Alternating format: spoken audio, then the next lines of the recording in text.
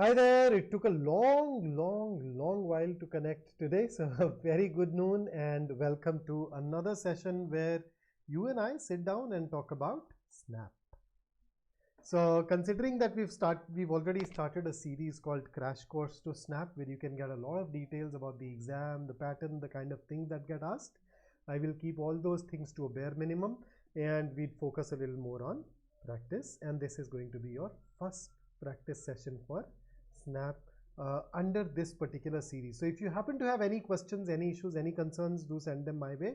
And those of you who are new here, do not forget to enroll. Do not enroll, of course. I mean, I'd love if you enroll, but do not forget to subscribe to our channel and press the bell icon so that you get notifications every single time when we go live or upload a new video. So, Nidhi, Anish, very good afternoon. What's up? So, shall we start? So, just to give you a quick lowdown, SNAP is a 60-minute exam.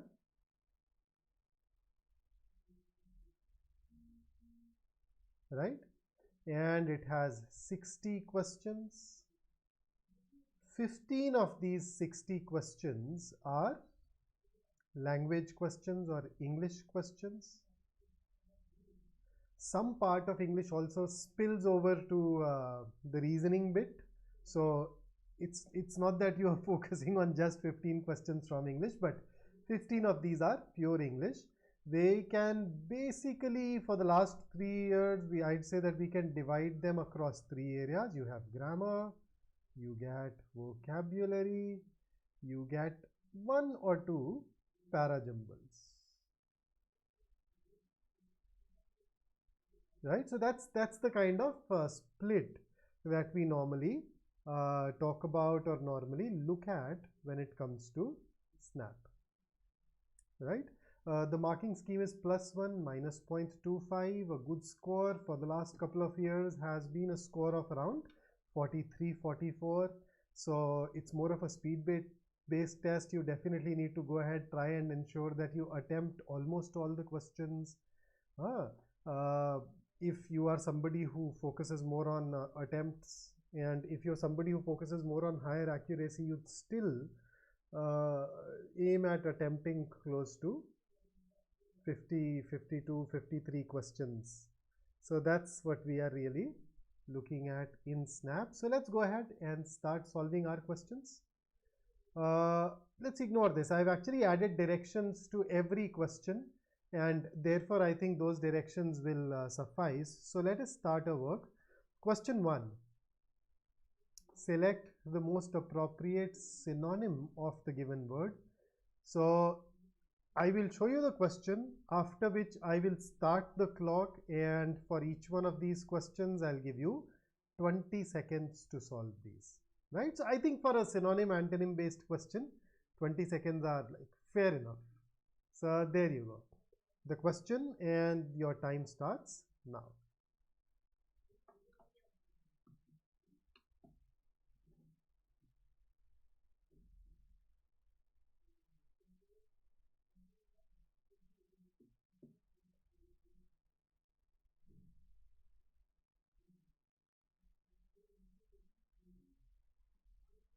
All right, so the time is up, and that basically means that now we dive into the questions. So first up, let us look at the word that is given to us. The word is peccant. It basically means somebody who has committed a sin. Somebody who has done something that is wrong. Somebody who is in the wrong, essentially. So if you look at the meanings of all of these other words that are given to you here, what is exuberance? Exuberance is when you are somebody like Ranveer Singh, full of energy, excitement, cheerfulness. Here is a synonym that I can give for this, and the synonym is ebullience. So full of energy and energy, excitement, cheer. Then you have virtuous. Virtuous is a person who has high moral standards. And now we come to the next word, C. First up, the pronunciation. The C in this word is silent. So you pronounce it as indictable. So I've heard a lot of people pronounce this as indict, which is wrong. Indict, indictment, etc. No, the C is silent. So it is indict, indictment, indictable. So anybody who is indictable is liable to be charged with crime.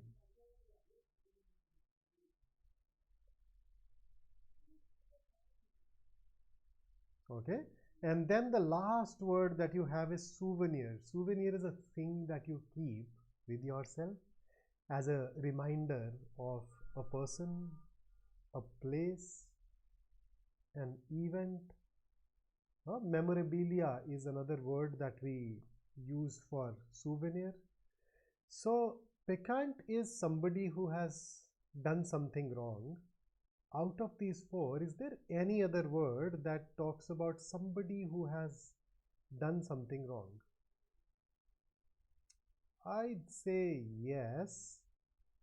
And that word is, as a lot of you have, or some of you, I shouldn't even say a lot of you because you guys aren't really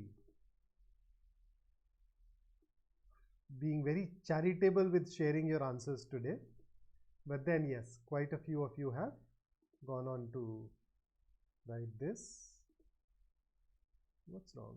What is this? I seem to have some issue with the slide. Anyhow, so coming back to this, so the closest that we have is indictable, and that is why the answer absolutely is C. Then Agastya.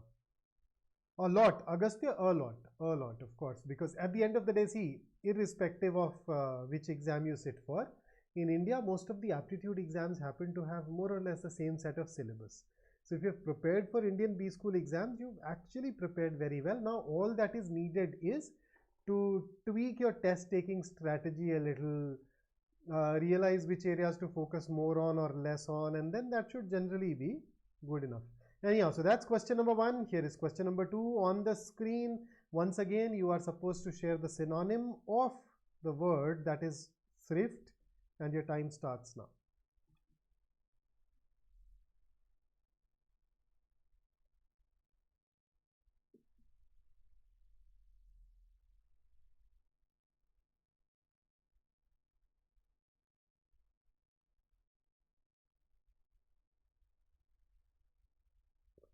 Okay, so what is the meaning of the word thrift?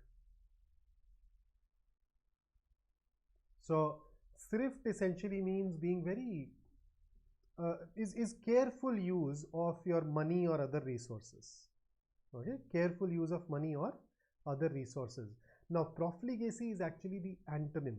A lot of you have anyway gotten this right, so I've gotten C and D, so I'll focus more on those. So profligacy is wastefulness in the use of resources. Squander once again means to waste opportunities by not taking advantage of those. Then you have opulent. Opulent means costly or luxurious. For example, if you look at this, I would call this an opulent living room. And then frugality essentially once again means being very economical with money, resources, food, whatever, right? So very clearly D is the closest one, and that is why our answer to question number 2 should be option D. And here is the third one, but this time around I am asking you for the antonym. I know you're smart, I shouldn't announce it, but then I'm still highlighting it. So give me the antonym of the following word, and the clock is ticking.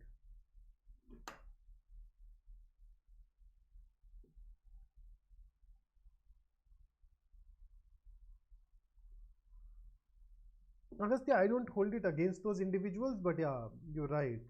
Quant questions are a lot easier. Grammar questions are significantly more, I would say, what, formula centric in a way. So yeah, I understand where you are really coming from. Yeah.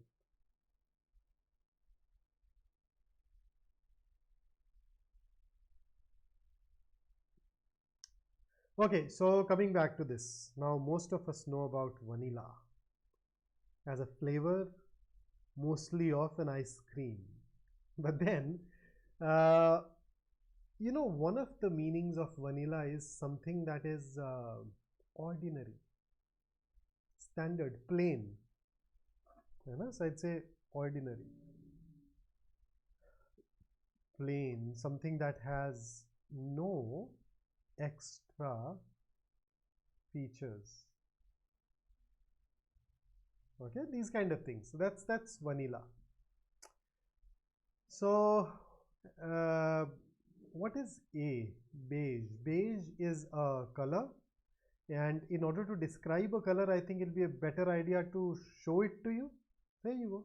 So this particular color is known as beige, right? And then of course beige also has this meaning where it says it is that you're conservative, dependable, those kind of things.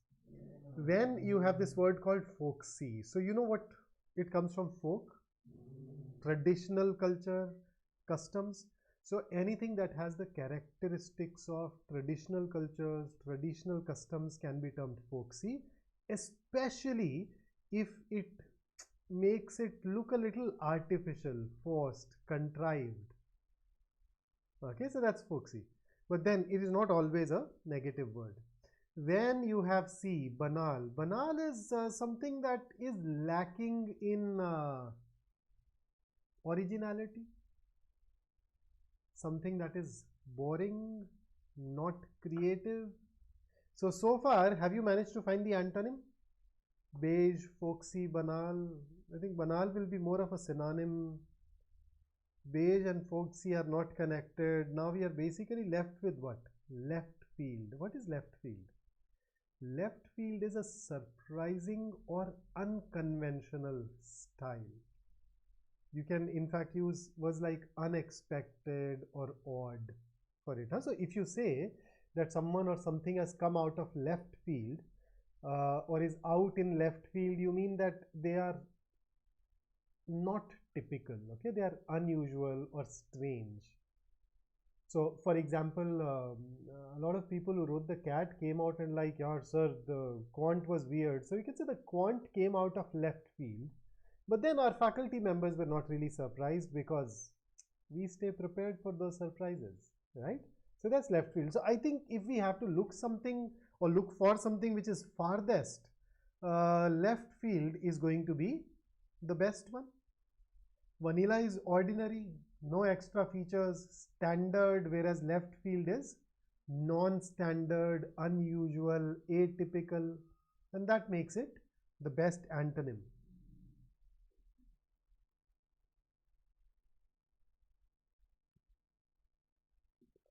Don't worry, Agastya, I'll hold on to my age. In another few years, when you gain some more years, we can be partners in crime then. Okay, here is the next one. So once again, you're supposed to give me the antonym of volition. The clock is ticking.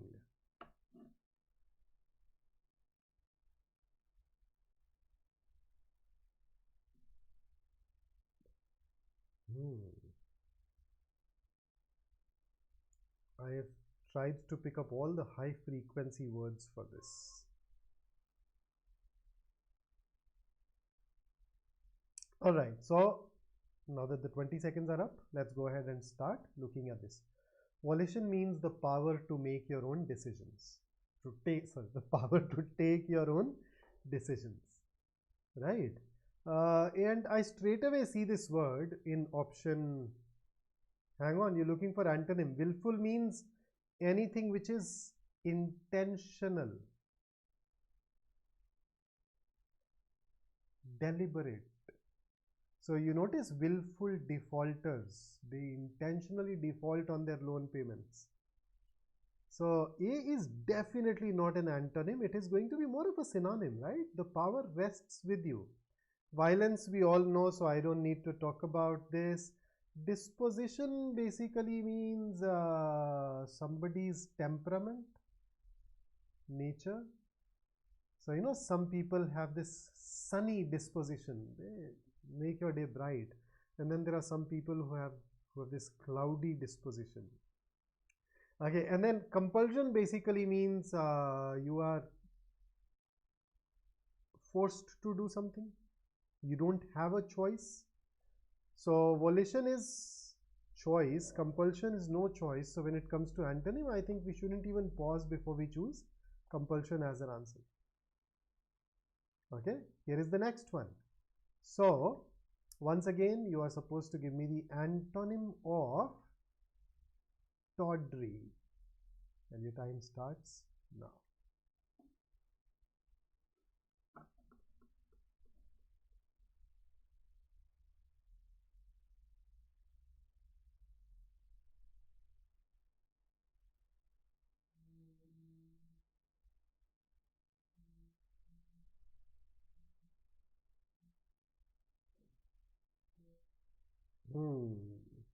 So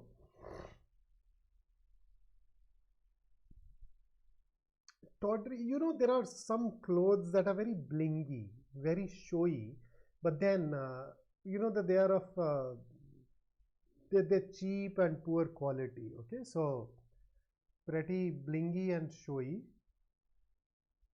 but cheap and of poor quality. So that is tawdry for you. Then you have this word called garish. I think the Hindi word for garish is actually bhadkila. So if I were to look for, if I were to describe it, I will say it is something that is unpleasantly bright. And then you have meretricious. Meretricious is something that is superficially attractive, but it has no real value. So I generally look at these influencers, not all of them, but then there are some influencers who can be called meretricious. Superficially they look great, but then what they offer has very little substance. And then you have sophisticated. So I think most of you have already chosen the right answer, so I won't even talk about it. Animosity is hatred, strong dislike.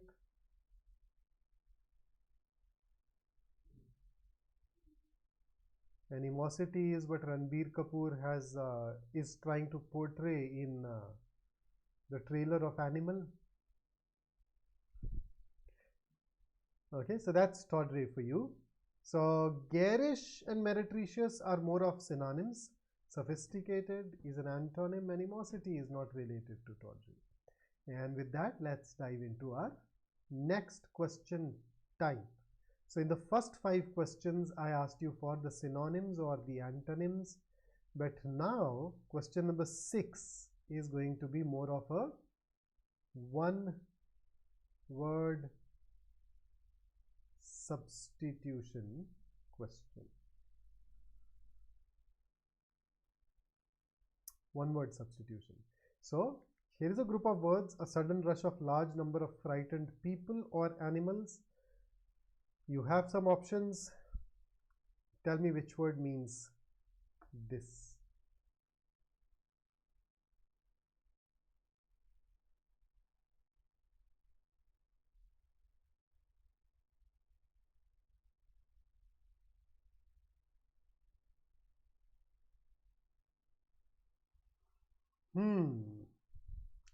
So the right answer should be Nidhi and Prasanna have shared. In fact, all of you have shared the right answer. It is indeed called stampede. What is the meaning of recluse? Anybody? Would you like to give this a shot? Who is a recluse?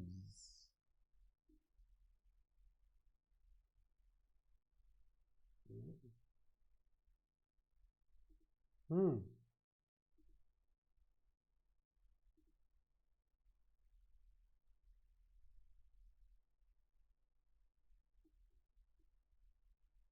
Recluse is somebody who lives in solitude, somebody who lives alone, somebody who lives cut off from the world,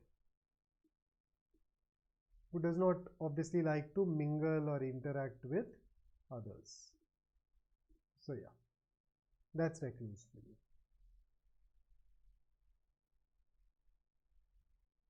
What is the meaning of a scapegoat? Someone who is blamed or punished for the errors of others. So somebody else made a mistake, but this is the guy to whom blame was transferred so that the actual individual escapes.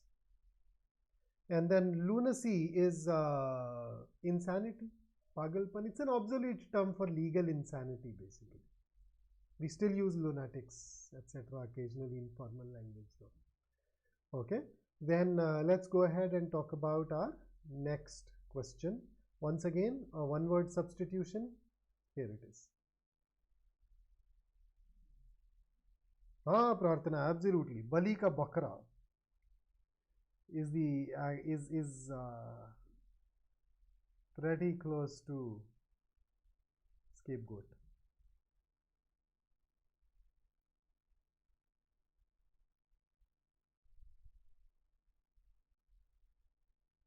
Vishal, bakra banana will be different. Bakra is more of pranking somebody.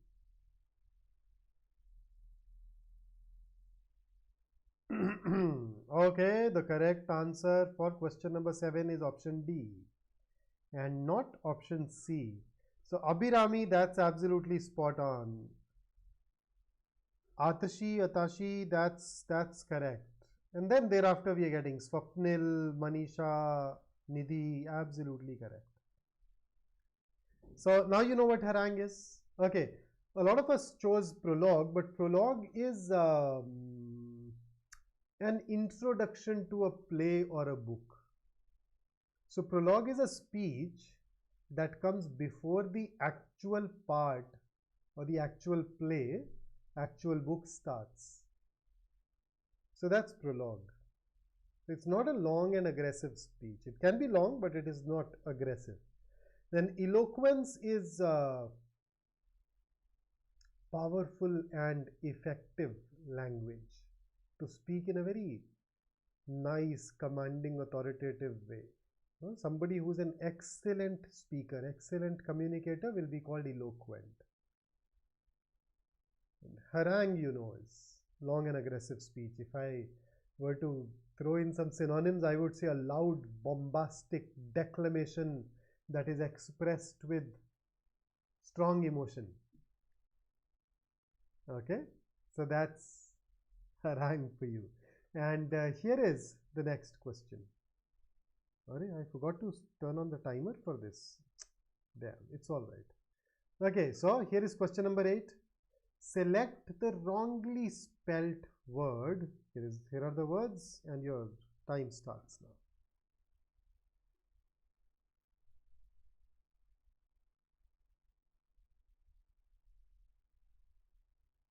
Arey Anisha, I realized it late, man.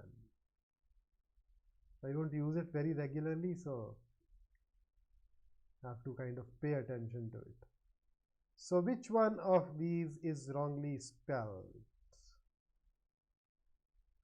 Okay, Bhakti, Nidhi, Ishita, Manisha. Okay, all of you so far think it is A, and that's actually correct. So the right spelling will be double L. So this is what was missing from the word. Okay, then you have hierarchy. Hierarchy is ranking. Liaison means a relationship between two organizations or two different departments. So a liaison officer is basically somebody who manages that relationship. Questionnaire is just a set of questions. Okay, taking you over to the next question. Once again, choose the wrongly spelt word. Here are the 4 words. And the clock starts now.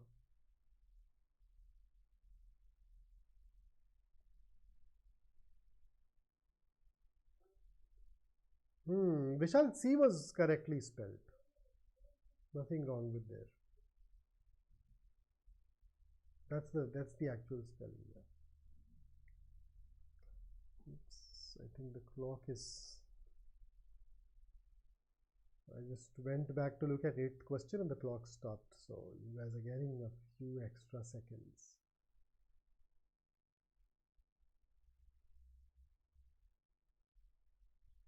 The right answer is D. Catastrophe does not have a Y at the end. It actually has an E at the end. All the other words are correct. Aesthetic is anything that is concerned with the beauty or the appreciation of beauty. Okay. It obviously has some other meanings too, but that's the primary one. Then ingenious is somebody who's very clever, resourceful, inventive. The Hindi word for ingenious will be jugadu. Then equivocal is a person who is speaking in a very ambiguous manner. What he says is not very clear. So ambiguous, uncertain, something that can be interpreted in multiple ways. And catastrophe is catastrophe. Major negative event is called a catastrophe. Right? So the answer here was, just to wrap it up, D. And with that, let me take you over to your 10th question. The last one where we talk about spellings. So here it is, and your time starts now.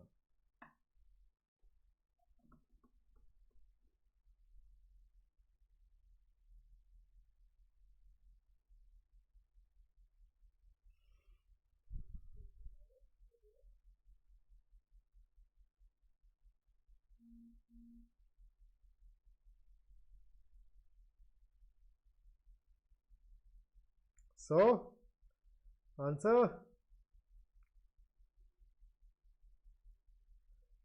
A is correct. I know, I very deliberately set this trap for you. So, you remember we have this word called advice with a C. This is a noun, but advice with an S is also correct. That is a verb. Similarly, normally prophecy, when you see it, you notice the spelling has a C, but that prophecy with a C is a noun. When you want to use it as a verb, you use an S. So prophecy, A, the verb form will be to say that something will happen in future. So to prophecy is to predict something or to utter something inspired by one's God. This is absolutely correct. The wrong spelling is in the second word. You need one more M there.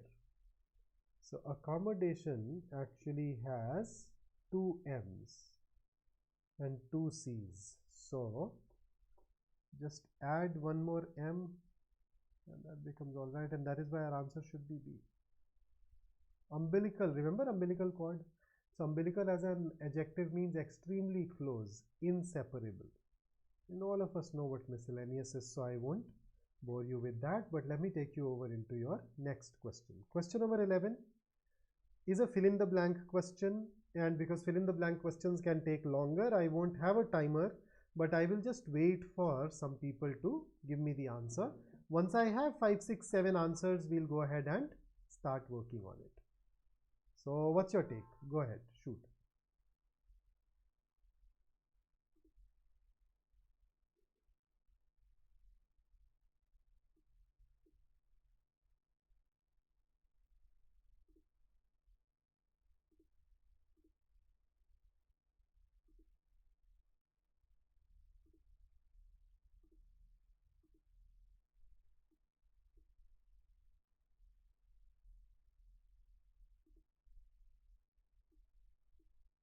Okay, so I do see some answers.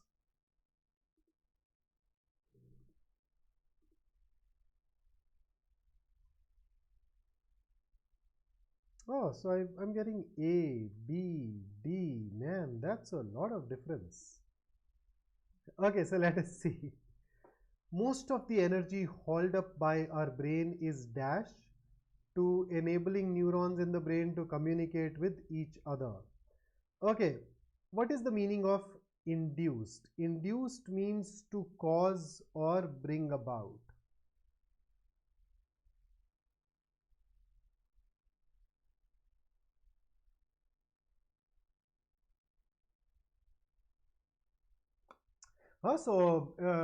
For example, we say that the bowler induced the batsman into making a mistake. So, the bowler caused that mistake or led the batsman into making that particular mistake. So, can induced go there? Most of the energy is induced to enabling neurons. That in fact, even the preposition to won't work. So, A can be ruled out.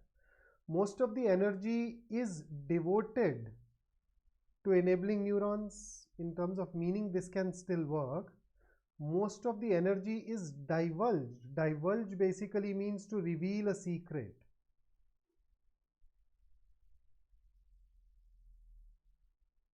So to reveal something that was hidden.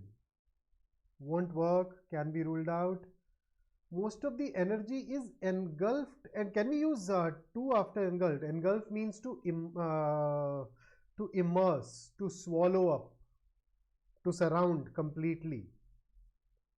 So I think even grammatically this won't work. So the only option that works in terms of meaning and grammar both is B, and therefore that should be the answer. So most of the energy held up by our brain is devoted to enabling neurons in the brain to communicate with each other. So that works. B it is. And here is the next question. Another fill in the blank question on the screen.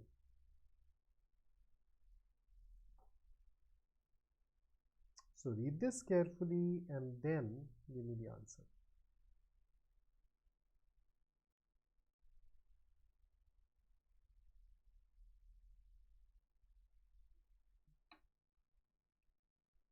Tarun, you said no to what?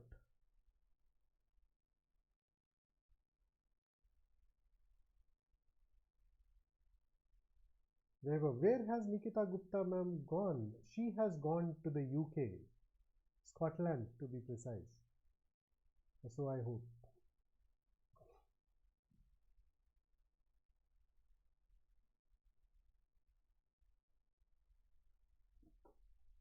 You want to interact with her? I can ask her to join us some weekend when she's free.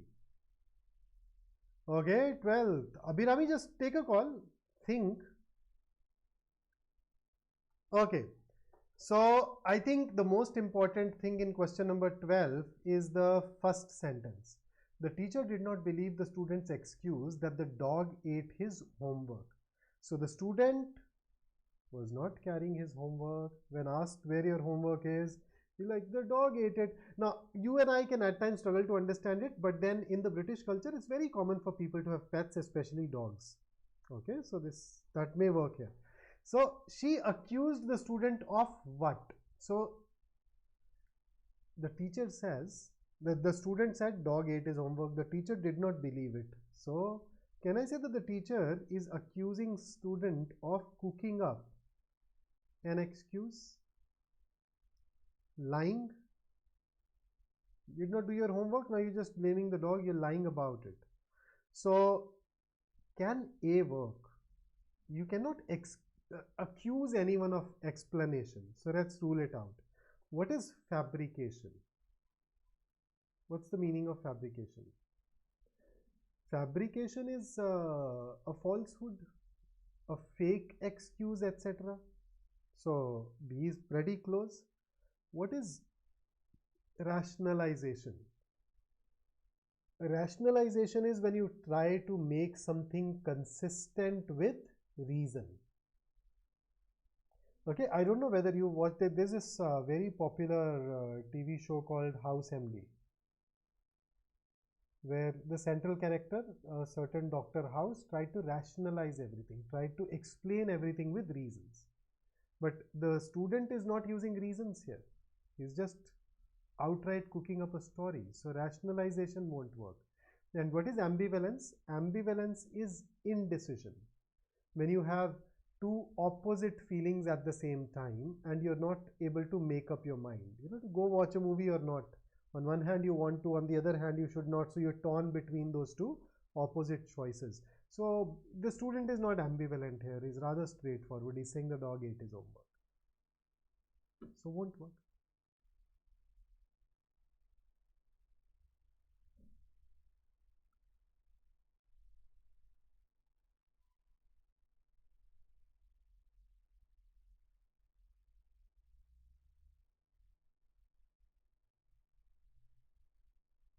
So herein, I hope I am pronouncing it right. Huh? This is, I haven't even heard such a name before, but it rolls off the tongue very nicely. Herein, fabrication, I've just written it here.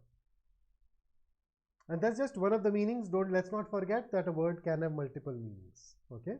And after question number 12, let me focus a little on grammar. So I'll give you a sentence, then I'll pick up some segments from that sentence. If any of those segments happens to have volume, let me check now. If it is a problem, I'm checking it. Some of you may hear an echo. Please don't mind it. And after question number 12, you're right. It is a little muffled. Let me check if I can fix it. Huh? Let me see what's happening here.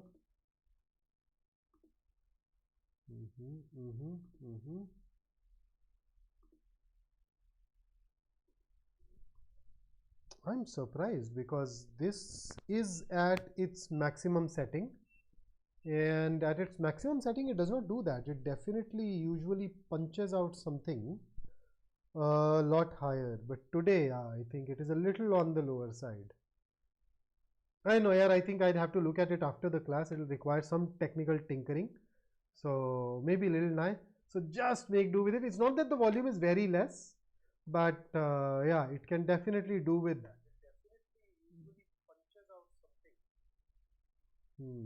I'll have to go ahead and look at it. Huh? On the other hand, I can try changing. Okay, how's it now? Is it any better? I will also check it at my end in a while, but you also can go ahead and give me that feedback if it's all right. Okay, so here you go. The question, if any of the A, B or C, these three segments has an error, choose that as your answer. If there is no error, please go ahead and choose D as your answer. Hrithik अब तो NMAT जितना कर सकता कर ले, but at least 3-4 तो करना चाहिए यार. Okay, that's definitely better. Okay. So what's your answer for question number 13?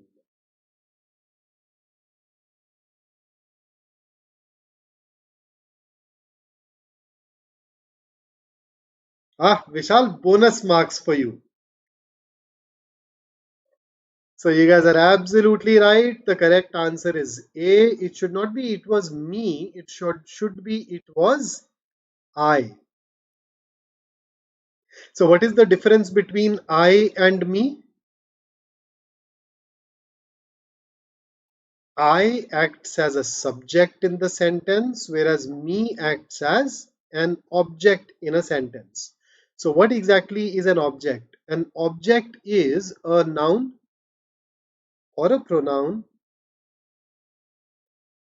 I'm giving you a very crude definition for the time being, okay? That comes after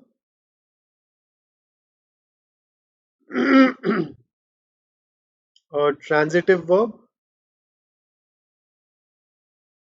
or a preposition. So even if you can keep this in mind, most of your subject versus object issues will be resolved. So whenever you use an object, okay, for example, if I say talk to me, so you notice me has this to, a preposition before it, so it is an object of the preposition. Or if I say you saw me, in your balcony yesterday. Then you notice me has a transitive verb coming before it. So me is the object of the verb in the second sentence. So in this sentence that I gave to you, you need to have either a transitive verb or a preposition before it. But then what do I see? I see a pronoun. I see a helping verb. Man, there is no preposition, there is no transitive verb. So it cannot be an object. What is it going to be an object of? And therefore, you cannot use me here. It has to be I. Of course, in our day-to-day life, when we talk, we use this structure a lot. We use me a lot, but it is incorrect. And let me give you a very concise rule-based approach to this. Whenever you see a sentence that has it is, it was, it will be. It is, it was, it will be, and there is a pronoun coming immediately after. That pronoun will never be an object. That pronoun will always be the subject. So it is I, it is we, it is I, it was I, it will be I. Okay, so you can keep this in mind. Was, Kashvi, was is an auxiliary verb. It's a helping verb. Only the main verbs can be transitive or intransitive. Okay, state of being and verbs that show state of being, which we typically know as helping verbs, or modals. They are not transitive, intransitive. Okay. अंकित दो category तो दे आई and I am मतलब I is a pronoun I am लगाया तो साथ में verb लगाया okay then is CMAT VRC absolutely yes Weber very similar if you're preparing for snap you should be very well prepared for CMAT okay here is the next one question number 14 on your screen go ahead and share your answer Weber हाँ अच्छा I just read that a little late but yeah I hope I've answered that by now और ऐसे मत बोला करो यार answer my comment वो दोबारा से कमेंट पोस्ट कर दिया कर यार मुझे ढूंढना पड़ता है नहीं तो बहुत बार पीछे जा जा कर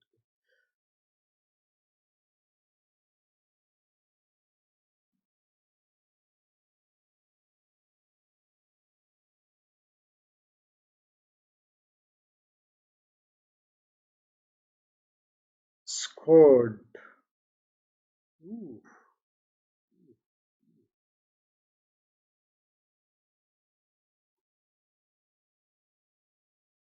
okay so I'm getting a lot of B's bonus marks for telling me the error with B in case it is with B when you tell me what the error there at least it makes me more precise in my explanations but yeah all of you have managed to get this right you don't use in search for you are in search of your soulmate and these guys were in search of oil deposits. The arranged over was all right. So the problem was yes with the preposition but as a lot of you already shared off. And here is the next one.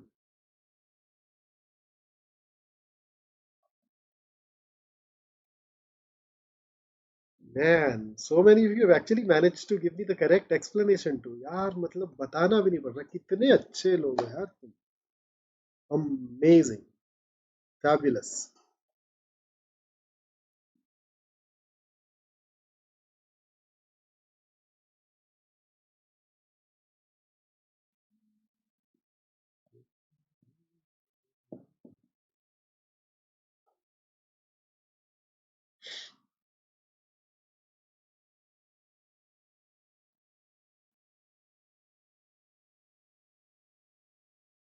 Zilani, you are a good student. So, yes, definitely true for you. But then you're not searching for it. You're not in search of a good B school. You found that B school. You're just looking for ways to get into that B school now.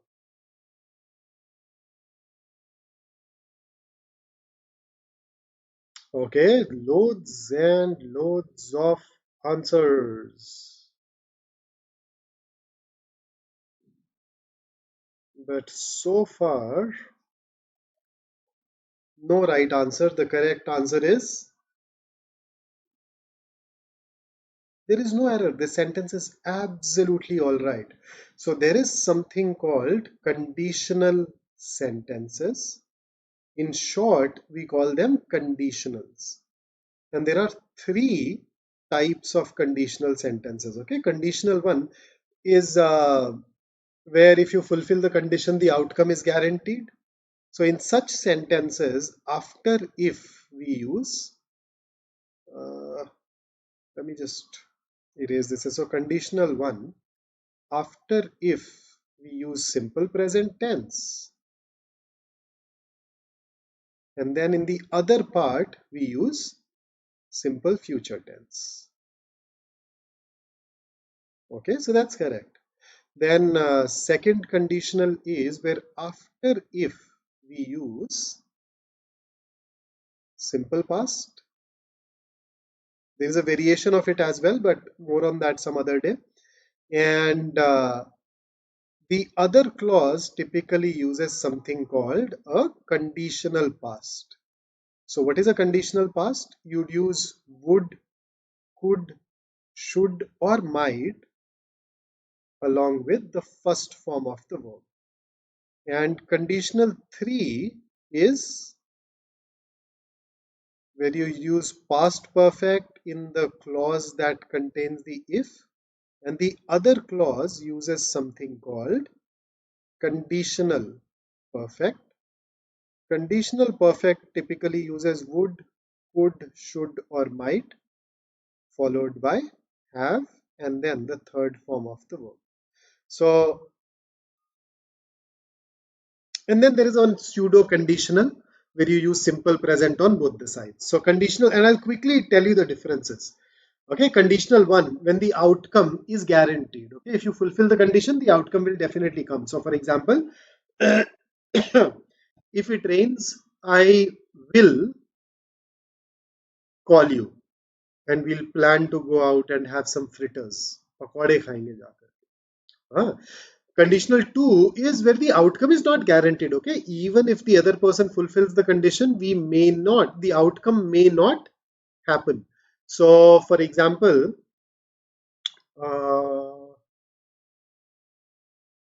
I say if you applied to some college, you could get through. So you notice simple past, conditional past. This is legit, nothing wrong with it. And conditional 3 is used when the time to fulfill that condition is gone and now you're just looking at it hypothetically. You know, kash wale, only type के. अगर ये कर लिया होता ना, if I had studied harder, I could have scored better marks. That kinds, right? So now if I look at the sentence in question, I see if she left now. That is simple past, second form of the verb. And here I see would reach. This is conditional past. So this is essentially the second type of conditional sentence. So this is all right. There is nothing wrong here. Now, if you change this left to leaves, then you need to change this would to will. हाँ, leaves absolutely समझ, leaves आया तो would की जगह पे will लगाना पड़ेगा. तो दोनों चीजें सही करनी पड़ेंगी. So actually, if she leaves now, she will reach station on time. If she left now, she would reach. If she had left earlier, she would have reached the station on time. उस case में तो हम now भी use नहीं कर सकते क्योंकि now तो past के लिए आ नहीं पाए. So there are very few. There are very few areas in English where I can give you a formula. Conditional sentences is one such area. So in case you got this question wrong, in case you could not see that the sentence is all right, now you know. You just need to go back and study conditional sentences. If you are not very comfortable with them still, let me know and I can go ahead and take a session on this. Okay, it's a fairly important bit for us. So that's what I had brought for you. If you enjoyed working with me, don't forget to like the session and do make sure that you truly understand things. Okay, because any fool can know. The point is to understand. So you can choose to work with us on other management entrance tests through our course. Additionally, don't forget to join us for a detailed slot-wise analysis of the SNAP exam on the 10th, 17th, and 22nd. We'll take you through each one of those slots. Uh, and if you want to study certain specific topics, you can always do that by unlocking a 3-day free trial for yourself. Okay, so keep on working with us, and I wish great percentiles for you. Right, so that's it from me today. I look forward to meeting you guys soon. Until then, stay focused. Take care. Shiva, we definitely are in the batches. We definitely do everything. And here too, I take you through all the conceivable question types, and hopefully that will help you revise all the concepts.